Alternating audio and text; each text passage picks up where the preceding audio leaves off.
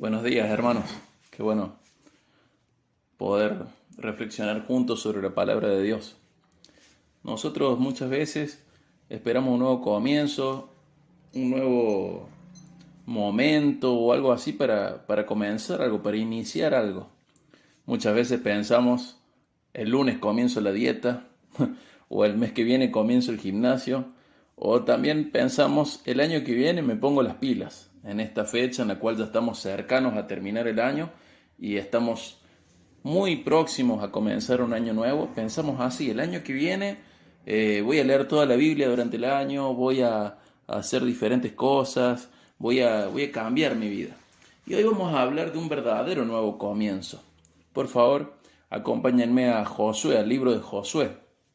Mientras buscamos Josué en nuestras Biblias, vamos recordando parte del contexto.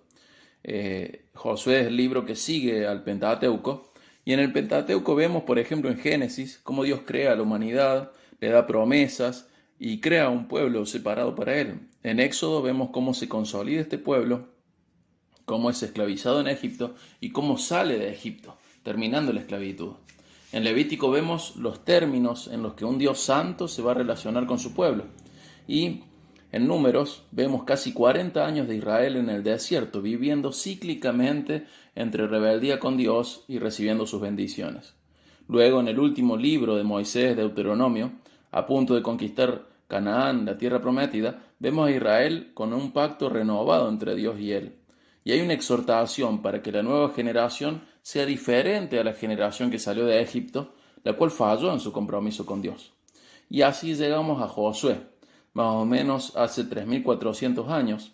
Josué había nacido esclavo en Egipto y era una de las dos únicas personas de esa generación que entraría a la tierra prometida 40 años después de haber sido liberado. A lo largo del libro podemos ver que Dios muestra su fidelidad con su pueblo escogido, cumpliendo las promesas de darle la tierra prometida a Abraham y a sus descendientes. Es un libro apasionante y, por ejemplo, vamos a Josué 1, 6 al 11. En Josué 1, 6 al 11 dice: Sé fuerte y valiente, porque tú darás a este pueblo posesión de la tierra que juré a sus padres que les daría. Fíjense el 11. Pasen por medio del campamento y den órdenes al pueblo diciéndoles: preparen provisiones para ustedes, porque dentro de 3 días cruzarán el Jordán para entrar a poseer la tierra que el Señor su Dios les da en posesión. Así vemos como Dios le daba instrucciones a Josué a prepararse para tomar la tierra y a preparar al pueblo para que tomara la tierra prometida. Vamos a Josué 2 y, como nunca, vamos a leer todo el capítulo de Josué 2. Vamos a ver todo el capítulo completo del libro de Josué, el capítulo 2. Dice: Entonces Josué, hijo de Nun, envió secretamente desde Sittim a 2 espías, diciéndoles: vayan, reconozcan la tierra, especialmente Jericó. Fueron pues y entraron en la casa de una ramera que se llamaba Rahab, y allí se hospedaron. Pero le dieron este aviso al rey de Jericó: unos hombres de los israelitas han venido aquí esta noche para reconocer toda la tierra. Entonces el rey de Jericó mandó a decir a Rahab: saca a los hombres que han venido a ti, que han entrado en tu casa, porque han venido para reconocer toda la tierra. Si hacemos un mini resumen, Dios le dice a Josué que tiene que tomar la tierra, que prepare el pueblo para tomar la tierra. Josué envía 2 espías, esos espías van a la casa de Rahab y hay otra gente que le informa al rey de Jericó que hay 2 espías en la casa de Rahab. Dice el versículo 4: pero la mujer había tomado a los 2 hombres y los había escondido, y respondió: sí, los hombres vinieron a mí, pero yo no sabía de dónde eran. Los hombres salieron a la hora de cerrar la puerta al oscurecer. No sé a dónde fueron. Vayan deprisa tras ellos, que los alcanzarán.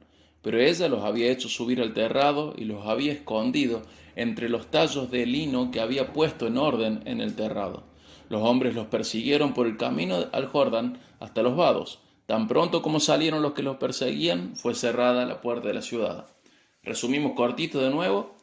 Vemos que Rahab esconde a los espías, los esconde en su techo, en su terrado, pero los hombres que estaban buscando a los espías israelitas son enviados a buscar a los espías israelitas afuera de la ciudad, por instrucciones de Rahab. Dice el 8. Antes que los espías se acostaran, Rahab subió al terrado donde ellos estaban y dijo a los hombres: sé que el Señor les ha dado esta tierra y que el terror de ustedes ha caído sobre nosotros y que todos los habitantes del país se han acobardado ante ustedes. Porque hemos oído cómo el Señor secó el agua del Mar Rojo delante de ustedes cuando salieron de Egipto. También supimos lo que hicieron a los dos reyes de los amorreos que estaban al otro lado del Jordán, a Sejón y a Og, a quienes destruyeron por completo. Cuando oímos esto, nos acobardamos, no quedando ya valor en nombre alguno por causa de ustedes. Porque el Señor, el Dios de ustedes, es Dios, arriba en los cielos y abajo en la tierra. Ahora pues, júrenme por el Señor, ya que los he tratado con bondad, que ustedes tratarán con bondad a la casa de mi padre. Denme una promesa segura de que dejarán vivir a mi padre y a mi madre, a mis hermanos y a mis hermanas, con todos los suyos, y que librarán nuestras vidas de la muerte. Un nuevo resumen, hasta acá, vemos que Rahab conoce las obras de Dios, incluso aquellas que tienen ya 40 años, conoce que Dios los hizo pasar por el Mar Rojo, que los libró de Egipto, y también conoce la victoria que dio Dios a Israel con dos reyes amorreos. Entonces, directamente el pueblo de Jericó tiene miedo de los israelitas. Se han acobardado, tienen miedo. Y Rahab les pide a los espías que ella ha protegido, les pide que a la hora de tomar Jericó, ella y su familia sean protegidos. Vamos a partir del versículo 14 ahora. Y los hombres le dijeron: nuestra vida responderá por la de ustedes, si no revelan nuestro propósito. Y sucederá que cuando el Señor nos dé la tierra, te trataremos con bondad y lealtad. Entonces ella los hizo bajar con una cuerda por la ventana, porque su casa estaba en la muralla de la ciudad y ella vivía en la misma muralla. Rahab les dijo: vayan a la región montañosa, no sea que los perseguidores los encuentren. Escóndanse allí por 3 días hasta que los perseguidores regresen. Entonces pueden seguir su camino. Leemos a partir del 17. Los hombres le dijeron: nosotros quedaremos libres de este juramento que nos has hecho jurar, a menos que, cuando entremos en la tierra, ates este cordón de hilo escarlata a la ventana por la cual nos dejas bajar, y reúnes contigo en la casa a tu padre y a tu madre, a tus hermanos y a toda la casa de tu padre. Cualquiera que salga de las puertas de tu casa a la calle, su sangre caerá sobre su propia cabeza, y quedaremos libres. Pero la sangre de cualquiera que esté en la casa contigo caerá sobre nuestra cabeza si alguien pone su mano sobre él. Pero si divulgas nuestro propósito, quedaremos libres del juramento que nos has hecho jurar. Rahab respondió: conforme a lo que ustedes han dicho, así sea, y los envió. Ellos se fueron y ella ató el cordón escarlata a la ventana. Los espías se fueron y llegaron a la región montañosa. Allí permanecieron por 3 días hasta que los perseguidores regresaron. Los perseguidores los habían buscado por todo el camino, pero no los habían encontrado. Entonces los 2 hombres regresaron y bajaron de la región montañosa y pasaron y vinieron a Josué, hijo de Nun, y le contaron todo lo que había acontecido. Y dijeron a Josué: ciertamente el Señor ha entregado toda la tierra en nuestras manos, y además todos los habitantes de la tierra se han acobardado ante nosotros. Bueno, podemos hacer un pequeño resumen de esta parte, en la cual vemos que los espías se disponen a proteger a Rahab y a su familia, siempre y cuando Rahab cumpla con 2 condiciones. Por un lado, ella debía estar con toda su familia dentro de su casa, y por otro lado, tenía que atar un cordón rojo en la ventana de su casa. Y en tercer lugar, debía guardar silencio acerca de lo que los israelitas iban a hacer. Esas eran las condiciones: el cordón rojo, toda su familia dentro de su casa, y guardar silencio respecto al plan de los israelitas. Y esta es Rahab, esta mujer que muchas veces pasa desapercibida, o muchas veces no se tiene en cuenta su historia como merece. Rahab es esta prostituta de Canaán que protege a 2 espías israelitas antes de tomar la tierra, antes de la conquista de de Jericó por parte de Israel. ¿Cómo sigue la historia? Bueno, por favor, acompáñenme a Josué 6. En el capítulo 6 de Josué vamos a leer los versículos 2, el 19 y del 22 al 25, que nos cuenta cómo sigue la historia, cómo continúa la historia de Rahab. Dice Josué 6:2, pero el Señor dijo a Josué, mira, he entregado en tu mano a Jericó y a su rey con sus valientes guerreros. Dice el 19, toda la plata y el oro y los utensilios de bronce y de hierro están consagrados al Señor, entrarán en el tesoro del Señor. Dice Josué 6, 22 al 25. Pero Josué dijo a los dos hombres que habían reconocido la tierra, entren en la casa de la ramera y saquen de allí a la mujer y todo lo que posea, tal como se lo juraron. Entraron pues los jóvenes espías y sacaron a Rahab, a su padre, a su madre, a sus hermanos y todo lo que poseía. También sacaron a todos sus parientes y los colocaron fuera del campamento de Israel. Entonces prendieron fuego a la ciudad y a todo lo que en ella había. Solo pusieron en el tesoro de la casa del Señor la plata, el oro y los utensilios de bronce y de hierro. Pero Josué dejó vivir a Rahab la ramera, a la casa de su padre y todo lo que ella tenía. Ella ha habitado en medio de Israel hasta hoy, porque escondió a los mensajeros a quienes Josué había enviado a reconocer a Jericó. Ve, hermano, continúa la historia y nos dice la Biblia que Rahab salva su vida, salva la vida de su familia, de su padre, de su madre, de sus hermanos, salva todas sus posesiones, es protegida por Israel, es protegida en la conquista, y vemos que así termina la mención más o menos así termina la mención de Rahab en Josué. Pero al mismo tiempo vemos una instrucción muy clara de parte de Dios. La instrucción es que cuando ellos tomaran Jericó, al tomar Jericó, tenían que guardar 4 tipos de elementos para consagrarlos a Dios. Debían destruir todo, pero había 4 tipos de elementos que tenían que quedar en consagración a Dios. Eran los elementos de oro, de plata, de hierro y de bronce. Todo lo que fuera oro, plata, hierro y bronce debía ser consagrado a Dios, tenía que ir al templo. Luego de esta batalla que todos conocemos, que es muy icónica, muy memorable, en la cual Dios entrega a Jericó en manos de Israel, luego de dar vueltas alrededor de las murallas, luego de tomarla de una manera tan milagrosa, sucede esto. Israel conquista Jericó, Israel protege a Rahab y a su familia y todas sus posesiones, y Dios reclama para sí mismo, todo lo que fuese de oro, de plata, de hierro o de bronce. Vemos que las instrucciones del Señor son claras y vemos también que Dios protege providencialmente a través de las órdenes de Josué y de estos dos espías a Rahab y toda su familia. Hasta acá hemos visto qué sucede con Rahab, pero la historia sigue. Entonces, por ejemplo, en Josué 7, del 1 al 5, vemos que Israel pierde una batalla contra un pueblo que se llamaba Jai. Este pueblo era chiquito, era una tribu, una aldea, un barrio, por decirlo de alguna manera. Era un pueblo chico. Entonces Israel se decide a atacarlo, pero cuando lo ataca, en lugar de tener una victoria, Israel es derrotado.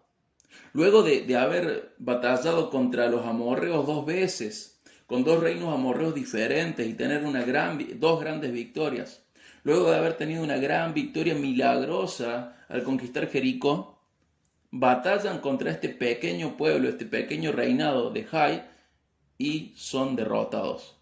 Y dice Josué 7, vamos a leer del 6 al 13. Dice, entonces, o sea, luego de ver la derrota de Israel, dice, entonces Josué rasgó sus vestidos y postró su rostro en tierra delante del arca del Señor hasta el anochecer, él y los ancianos de Israel, y echaron polvo sobre sus cabezas.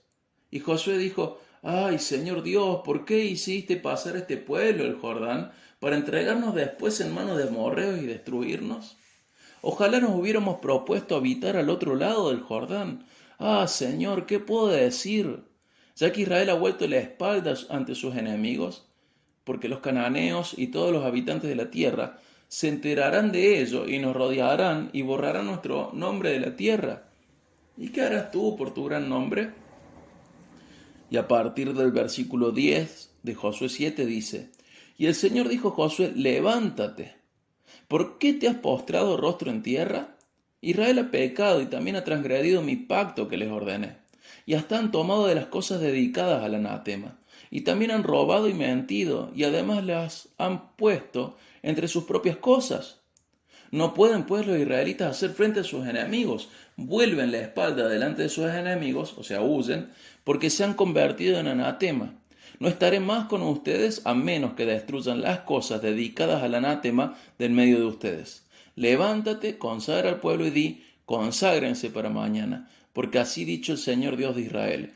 Hay anatema en medio de ti, oh Israel, no podrás hacer frente a tus enemigos hasta que quiten el anatema del medio de ustedes.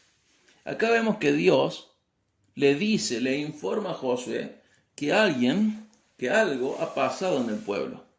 Dios le había prometido la victoria sobre todo Canaán a Josué, a Israel en realidad, pero están en derrota. ¿Por qué están en derrota? Bueno, Dios responde esa pregunta y dice que hay anatema. Anatema significa algo maldito por Dios, maldecido por Dios. Hay algo que está mal. ¿Qué es lo que está mal? Bueno, Dios va a ir guiando al pueblo de Israel para encontrar qué es aquello que está mal. Si ellos no solucionan eso que está mal, que está maldecido por Dios, ellos iban a seguir de derrota en derrota. Pero si ellos resuelven esto que es anatema, resuelven y encuentran y solucionan qué es aquello que Dios maldijo, si lo hacen, van a volver a tener victorias. Leemos del versículo 20 al 25 de Josué 7 y vamos a ver qué era esto que había sucedido y que producía las derrotas de Israel. En Josué 7, 20 al 25 dice, y Acán respondió Josué, en verdad he pecado contra el Señor Dios de Israel, y esto es lo que he hecho.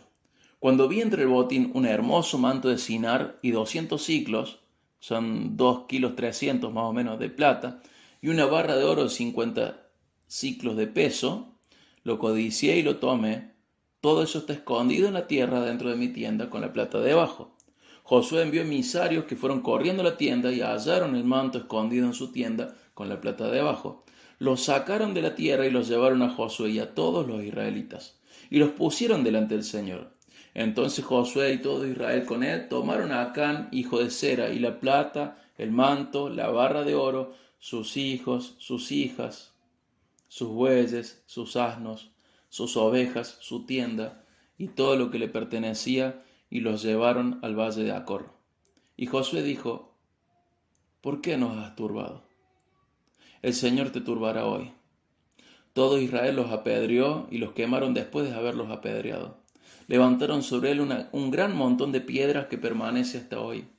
El Señor se volvió del furor de su ira, por eso se ha llamado aquel lugar el valle de Acor hasta el día de hoy. Esto que acabamos de leer es terrible.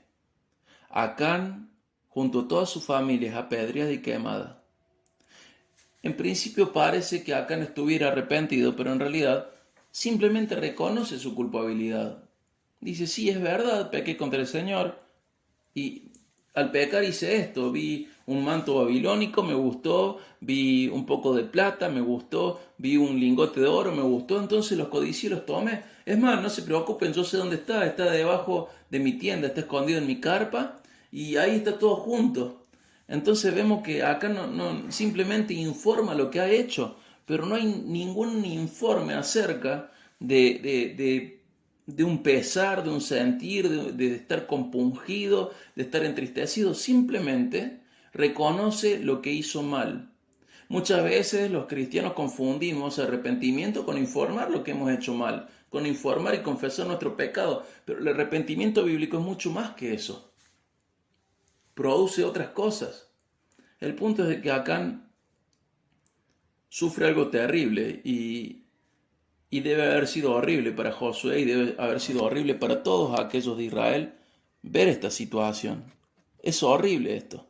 Vemos que él era el que había producido que Israel perdiera la batalla contra Ai y parte de sus hombres muriera en el campo de batalla.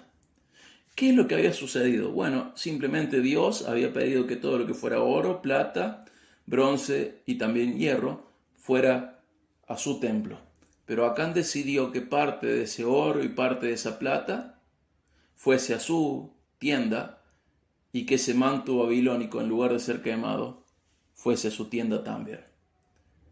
Esto es terrible. Este es Acán. No hay duda de que Acán creía en Dios. El tema es que, como muchos de nosotros, creemos en Dios, pero no creemos que Dios ejecute sus juicios. Y a partir de acá, tenemos que ver algo muy interesante. Hay un recurso literario que se usa algunas veces en la Biblia, y puede ser que en esta ocasión estemos frente a ese recurso literario. Un recurso literario de contraste, que es un poco más implícito, medio escondido entre el texto, pero está ahí. Podemos ver un contraste entre Rahab y Acán. Fíjese, Rahab era una mujer prostituta, pagana, de Canaán, merecía morir por ser parte de un pueblo que cometía atrocidades, sobrevive, su familia sobrevive, conservan sus pertenencias, su nación fue destruida, arriesga su vida por los espías del pueblo de Dios, teme a Dios, solamente había oído hablar de Dios pero cree, se integra al pueblo de Dios y vive. Acán, por otro lado, es hombre, hebreo, es importante, es respetable, es un líder dentro de su generación. Debería haber prosperado, pero murió. Su familia murió, sus pertenencias se perdieron. Su nación es prosperada, pero él y los suyos son condenados. Esconde una parte del botín de guerra que debía ser consagrado a Dios. Esconde otra parte que debía ser quemada en obediencia a Dios. No tiene temor de Dios. Él ha visto las obras de Dios, pero no cree en Dios como debería creer. Y de alguna manera, entre comillas, se integra al pueblo cananeo y muere. Esto es terrible, es increíble cómo Rahab y Acán contrastan. Son dos personas de la misma época frente a los mismos actos y contrastan muchísimo. Esto es, por un lado es muy triste por el lado de Acán, pero por el otro lado es muy glorioso, muy hermoso por el lado de Rahab. Nosotros podemos pensar, uy, qué mal Acán, qué bien Rahab.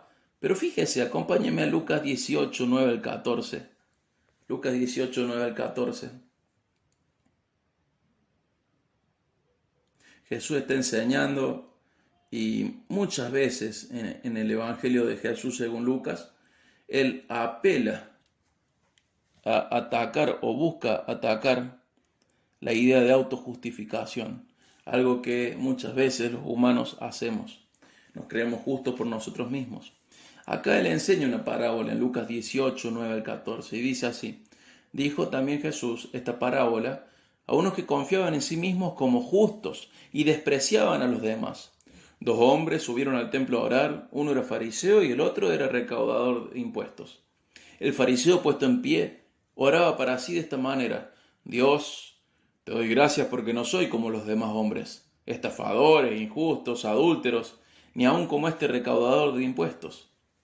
Yo ayuno 2 veces por semana, doy el diezmo de todo lo que gano. Esta era la oración del fariseo. Dice el versículo 13 en adelante: pero el recaudador de impuestos, de pie y a cierta distancia, no quería ni siquiera alzar los ojos al cielo, sino que se golpeaba el pecho, diciendo: Dios, ten piedad de mí, pecador. Y Jesús dice ahí en el versículo 14: les digo que éste descendió a su casa justificado, hablando del publicano, del recaudador de impuestos, pero aquel no, hablando del fariseo, porque todo el que se engrandece será humillado, pero el que se humilla será engrandecido. Y esta parábola nos produce algunas emociones y razonamientos. Obvio, qué malo era ese fariseo. Y nuestro corazón muchas veces piensa: menos mal que no soy como el fariseo de esta parábola. Y terminamos teniendo un corazón parecido al del fariseo. Hermanos, muchas veces nosotros no nos damos cuenta de que podemos ser el Acán de una iglesia, de una familia. Y no nos damos cuenta tampoco de lo grandioso que es el testimonio de Rahab, que ella había oído de las obras de Dios y a partir de eso temió a Dios. Y cuando comienza a temer a Dios siempre está la sabiduría en todas las vidas. Pero Acán, a pesar de no haber simplemente oído las obras de Dios, sino haberlas visto, no temía a Dios. Usted sabe que Rahab, si usted busca en la genealogía de Jesús, en el libro de Mateo, Mateo 1, 1 al 12, teniendo en cuenta que Mateo escribía mostrando a Jesús como el rey anunciado a los judíos. En esta genealogía vemos la genealogía, los orígenes del rey. Y ahí está Rahab en el versículo 5. Dice, Salmón fue padre de Booz, cuya madre fue Rahab.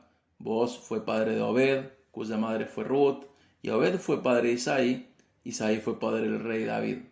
Fíjese tan grandiosa la vindicación, o mejor dicho, la salvación que Dios trae a la vida de Rahab, que ella se integra al pueblo de Israel y termina siendo la tatarabuela del rey David. Y no solo eso, sino mucho más allá, es ascendiente de Jesús mismo. Y es de alguna manera tan lindo lo que Rahab hace, o mejor dicho, lo que Dios hace en la vida de Rahab, que es la mamá de Booz. Booz es quien redime a Ruth, una israelita que otra persona que no era israelita, era una moabita. En Ruth nosotros tenemos una de las historias de redención más lindas de la Biblia, sombra del Evangelio, ilustración del Evangelio, figura del Evangelio. Y Rahab cría a Booz, y Booz es ese pariente que termina redimiendo a Ruth, la moabita. Es hermoso ver lo que Dios hizo en Rahab y aparentemente lo que Dios hizo, aparentemente lo que Rahab hizo en Booz, su hijo. Y es tan linda la piedad que logra Booz que Salomón luego dedica a una de las columnas del templo, en realidad le pone el nombre a una de las columnas del templo que él edifica y le pone Booz. Es impresionante lo que Dios hizo en Rahab.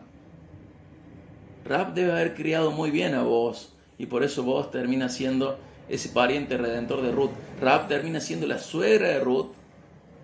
Rahab termina siendo una influencia hermosa en Israel, a pesar de haber sido antes la prostituta pagana de Jericó. Termina siendo la tatarabuela del rey David y una pariente, pero de línea directa, aunque muy lejana, pero de línea directa, de Jesús. ¿Cuál es el punto? El punto es 2 Corintios 5:17, que muchas veces lo sabemos de memoria, lo repetimos. En 2 Corintios 5:17 dice, de modo que si alguno está en Cristo, nueva criatura es, las cosas viejas pasaron y ahora han sido hechas nuevas. Los cambios no son producidos por un cambio de día, de mes o de año, como decíamos al principio. El lunes comienzo la dieta, el mes que viene comienzo el gimnasio, el año que viene comienzo mi vida devocional mejor. Los cambios no son producidos por por un cambio de día, de mes o de año. Los cambios importantes son producidos por Cristo en un corazón que se rinde a Él. Nada va a cambiar hasta que vos te rindas a Cristo. Cuando nosotros pensamos en 2 Corintios 5:17 y vemos que en Cristo somos una nueva criatura, no nos damos cuenta de que ahí dice una nueva creación. Y cuando pensamos en las cosas viejas pasaron, pensamos simplemente en la limpieza del currículum, del pasado, pero no nos damos cuenta que en realidad es mucho más profundo que eso. Hemos sido hechos nuevos, nuestro corazón ha sido transformado. Como repito muchas veces, citando a John Piper, Dios no vino a satisfacer tus viejos apetitos. Dios vino a darte nuevos, a transformarte, a cambiar tu vida. Si estás en Cristo, sos una creación diferente. Y las cosas viejas pasaron y ahora son nuevas, han sido hechas nuevas. El cambio verdadero no es producido por un cambio en el almanaque. El cambio verdadero viene por Cristo, por su obra, transformando tu vida, transformando tu corazón. Si nosotros recordamos, por ejemplo, lo que dice Efesios 4, 17 al 32, entre muchas cosas, Efesios 4, 17 al 32 dice, no anden como andan los gentiles, en la vanidad de su mente. Ellos tienen entenebrecido su entendimiento y están excluidos de la vida de Dios por causa de la ignorancia que hay en ellos, por la dureza de su corazón. También dice, si en verdad oyeron y han sido enseñados en Él, conforme a la verdad que hay en Jesús, que en cuanto a la anterior manera de vivir, ustedes se despojen del viejo hombre que se corrompe según los deseos engañosos, y sean renovados en el espíritu de su mente, y se vistan del nuevo hombre, el cual en la semejanza de Dios ha sido creado en la justicia y santidad de la verdad. ¿Se da cuenta ahí en Efesios 4? Yo parafraseé algunos versículos simplemente. Dice, ustedes no pueden seguir viviendo como antes. Ahora son una nueva creación, ahora son algo diferente. Lo vemos a Acán, que formaba parte de Israel, sin embargo su corazón era como el de cualquier cananeo, sin temer a Dios, deseando lo que Canaán deseaba, ese manto babilónico, ese poco de plata, ese poco de oro. Y la vemos a Rahab, que siendo cananea, teme a Dios, como si hubiese sido israelita. Vemos a Rahab, que era prostituta, pagana, cananea, que tenía todas las de perder en su época, que merece morir por ser parte de un pueblo que cometía atrocidades. Dios había declarado su juicio contra Canaán y dijo que Israel tenía que ser esa especie de espada que limpiase la tierra en el lugar de Canaán. Los cananeos sacrificaban a sus hijos, los ponían en ídolos de hierro y los prendían fuego. Los cananeos participaban en cultos llenos de pedofilia. Algunos historiadores dicen que nunca la religión fue tan oscura como en la tierra de Canaán. Ese paganismo horrible, oscuro, salvaje, terrible, asqueroso. Dios había decidido limpiar Canaán, limpiar esa tierra y usar a Israel para eso. Pero esta mujer perteneciente a ese pueblo, siendo prostituta, teme a Dios, arriesga su vida por los espías del pueblo de Dios y vive junto a toda su familia. Se integra al pueblo de Dios y vive. Y por otro lado, Acán, este hombre hebreo importante, respetable, que debía haber sido prosperado en ese momento, muere y su familia muere y sus pertenencias se pierden. A pesar de que su nación es prosperada, era bendecida por Dios, él y los suyos son condenados. Él no teme a Dios. Y al contrario, Rahab produce la vida o favorece la vida de los espías y luego favorece la conquista, pero por culpa de Acán mueren muchos israelitas en la batalla con Jai. Él vio las obras de Dios, Acán vio las obras de Dios, pero no temía a Dios. Entonces, de alguna manera, se integra al pueblo cananeo y muere. A vos te puede suceder lo mismo. Quizás tenés todos los años de iglesia, conoces todas las obras de Dios, pero aún todavía no le temes y no estás camino al cielo. Todavía sos de Canaán, sos de esta tierra, y en tu corazón está conseguir más de las cosas de esta tierra y no entregarle a Dios lo que Él pide, lo que le exige para sí mismo. Por otro lado, quizá me estás escuchando y sos una Rahab, que tiene un pasado muy feo, muy oscuro, muy reprochable. Sin embargo, si comenzás a temer a Dios, tu vida va a cambiar. Dios quiere transformar tu vida, Dios quiere hacerte parte de su familia, Dios quiere restaurar, y no solo restaurar, algo mucho más profundo. Él quiere hacer una nueva creación que va mucho más de restaurar, mucho más allá de restaurar algo. Él quiere hacer nuevas criaturas, nueva creación en Cristo, y que las cosas viejas hayan pasado y ahora tengas un corazón nuevo. ¿Te rendiste a Cristo? Nada va a cambiar hasta que lo hagas. Puede cambiar la semana, puede cambiar el mes, puede cambiar el año, pero mientras no te rindas a Cristo, el año que viene va a ser igual que este. Rendiste a Cristo. Y es tan hermosa la nueva creación que somos, que Dios nos empodera. En el 2 de Pedro 1, 3 al 4, dice, pues su divino poder nos ha concedido todo cuanto concierne a la vida y a la piedad mediante el verdadero conocimiento de aquel que nos llama por su gloria y excelencia. Por ellas, Él nos ha concedido sus preciosas y maravillosas promesas, a fin de que ustedes lleguen a ser partícipes de la naturaleza divina, habiendo escapado de la corrupción que hay en el mundo por causa de los malos deseos. ¿Se da cuenta? Ahí en 2 de Pedro 1, 3 al 4, Dios nos dice a través del apóstol Pedro que por su poder nos concedió todo lo que necesitamos para vivir de la manera correcta frente a Dios, de una manera obediente a Dios, de una manera espiritualmente correcta. Dios nos ha empoderado, nos ha hecho una nueva creación, nos ha hecho partícipes de una nueva naturaleza. Entonces nuestro corazón tiene que ser como lo fue el de Rahab, de ver las cosas de otra manera, no como el de Acán, que a pesar de ser parte del pueblo de Israel, pensó como un cananeo. Una nueva creación. Sos diferente. Si estás en Cristo, sos diferente. Tan diferente que puedes decirle que no al pecado. Tan diferente que puedes ser libre del pecado. Tan diferente que puedes valorar aquello que el mundo no valora y puedes despreciar aquello que el mundo se desespera por obtener. Tan diferente que hay implicancias en tu agenda, implicancias en aquello en lo cual vos dedicas tus fuerzas, tu tiempo libre, implicancias incluso en tu economía. Sos una nueva persona.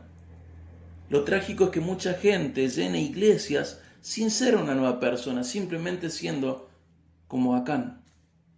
Gente que está en el pueblo de Dios, pero su corazón es como los otros pueblos de la tierra, como el pueblo de la tierra.